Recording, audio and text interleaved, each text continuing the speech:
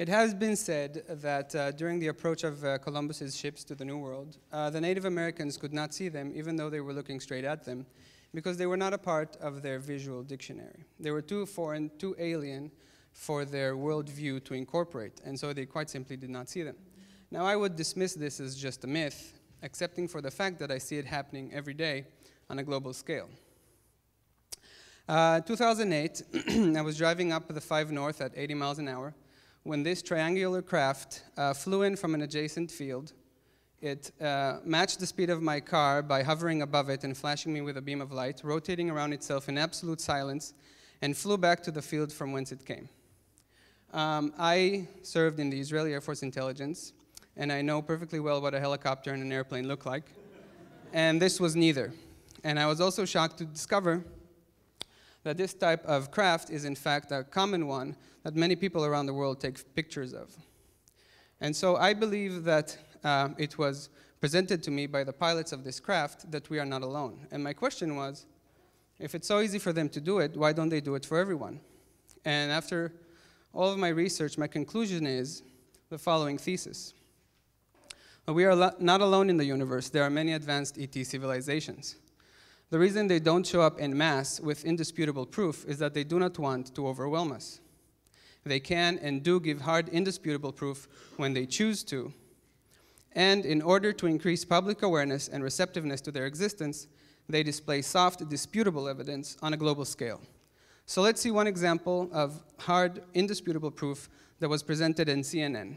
Declassified U.S. government documents and witness testimony from former or retired U.S. military personnel confirm beyond any doubt the reality of ongoing UFO incursions at nuclear weapons sites.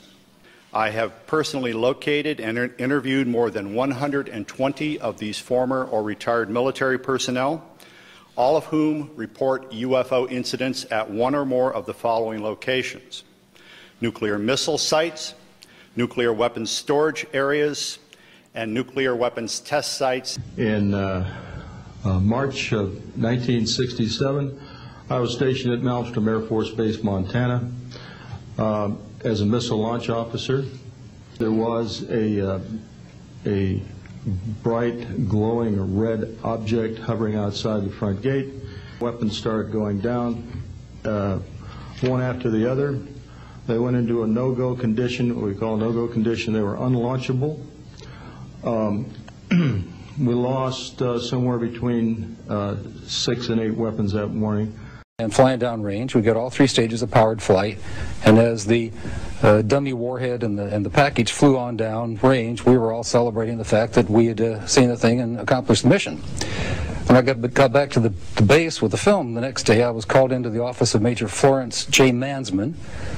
Major Mansman said, "Lieutenant, sit down and watch this." And he turned down the lights, turned on the camera, on the projector, and the film came on. And I recognized it as the film that we'd shot at Big Sur the previous day. And as I watched, everything was flying along, and suddenly, in the same direction this stuff was flying at about 8,000 miles an hour, an object came into the frame, shot a beam of light at the warhead, flew up to the top, shot another beam of light at the warhead, flew around the direction it was flying, shot another beam of light at the warhead, flew down, shot another beam of light at the warhead, and flew out the same way it came in. And he said, "Then tell me what that was." And I said, "We got a UFO." And he said, "Lieutenant, you are never to speak of this again." So how amazing is this? 120 ex-military personnel whose judgment and sanity we trust enough as a country to place in their hands our nuclear arsenal have come forward and stated this. Basically, this was the ETs, supposedly, stating unequivocally that nuclear weapons are no longer allowed on Earth. Make of it what you will, but this was designed for a specific populace, meaning the military brass. And as for the general population, how many of you even knew that this story ever aired? I mean, basically, this was too big for our worldview to grasp. It was too foreign, too alien for us to understand. And I think this is a very human reaction, and I think the ETs, if they're advanced civilizations, they would know this. And so their agenda is to approach us with soft, disputable proof. One type would be aerial phenomenon or mass UFO displays witnessed by thousands of people worldwide, filmed and photographed from multiple angles, and reported in the news. A UFO in China's skies forced Zhoushan Airport to stop operations on July 7th. Outbound flights were grounded after the unidentified flying object was detected by a flight crew. The incident has captured the attention of Chinese media.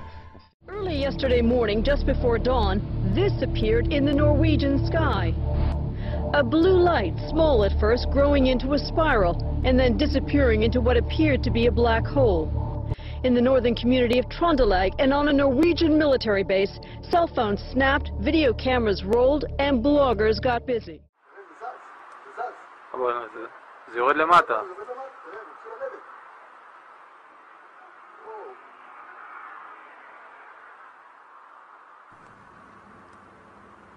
אתה מצלם?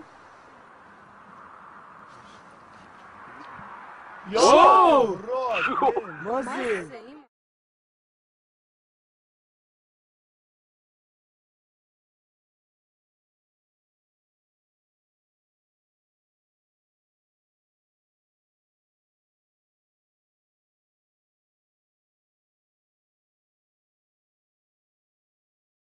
Okay, so I could stand up here for hours upon hours showing you thousands of these videos. But basically, they are increasing in complexity and in frequency. Soft evidence type 2 would be crop circles, which appear overnight, in wheat fields around the world. They appear overnight, are complex geometrical designs hundreds of feet across. Some contain magnetized iron spheres, and some contain evidence of radiation and other anomalies, which might suggest that they are done not by human hands, which was actually caught on VHS tape in 1989. The crop circle you see on the bottom is being made by these light phenomena, and this was captured before the time where personal computing allowed for special effects.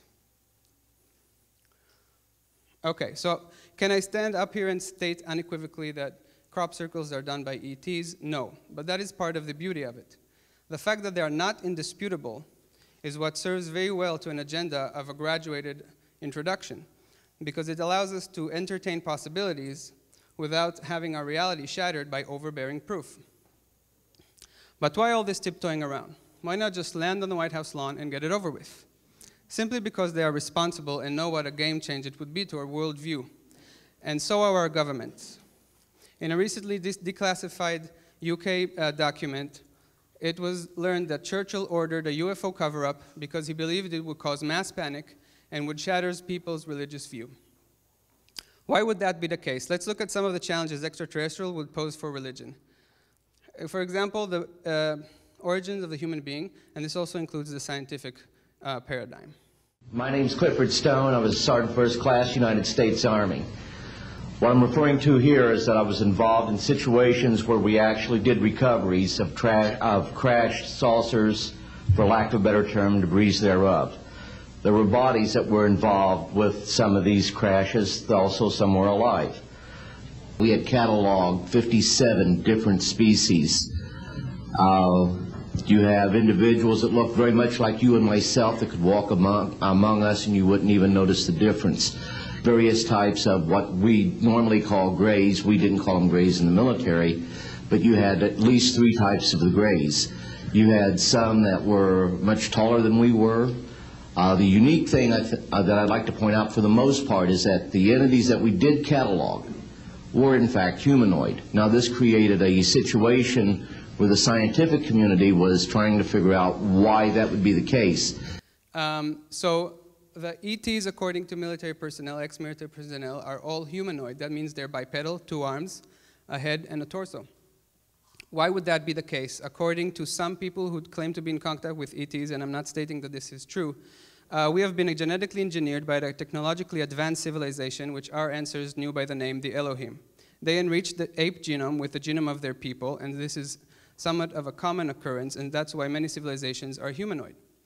And this is from the Old Testament, and Elohim said, "Let us make man in our image, in our likeness." I'm not stating that this is true, but it's definitely good food for thought. We as a society are already playing around with DNA. It only stands to reason that a more advanced civilization will do the same. And as for the scientific approach that the human being is a part of evolution, you know, try walking around naked in nature for a while. If you're not eaten by a bear or die of starvation, you might see that there might be something to it. We have overdeveloped intelligence, we hope, a speaking voice, no fur, no claws. There's something to think about here. Another challenge would be religious mythology. What if there was a completely simple technological explanation for the parting of the Red Sea? What you're seeing here is oil with iron dust sprinkled into it to make it susceptible to a magnetic field. Now, this can be done with water as well, since water is a molecule that's diamagnetic. You just need a strong enough magnetic field.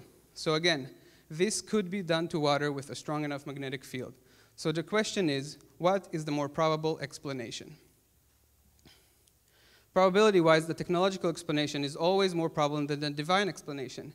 And indeed, whether you choose to believe it or not, according to various sources who claim to be in touch with ETs, the Red Sea parting was done by an ET craft.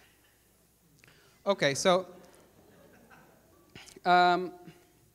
in my opinion, a lot of people don't see ETs around in day-to-day life think either they don't exist or they're too far away. But in my opinion, the more probable scenario is that they're aware of what disruption their approach would be. And so what they're doing is they have an evidence agenda that is ongoing and intensifying, designed to increase public awareness and receptiveness to ETs, because they know it takes us a very, very long time to digest this. Even me standing here before you today, and I'm not alone, there are a lot of speakers right now, and this is a burgeoning topic, is part of this digestion. And I believe that 2012, the date that was given to the Mayans, simply denotes the decade or so around that year where we as a society will be open enough to their existence that they would be able to step forward and simply say hello. Thank you.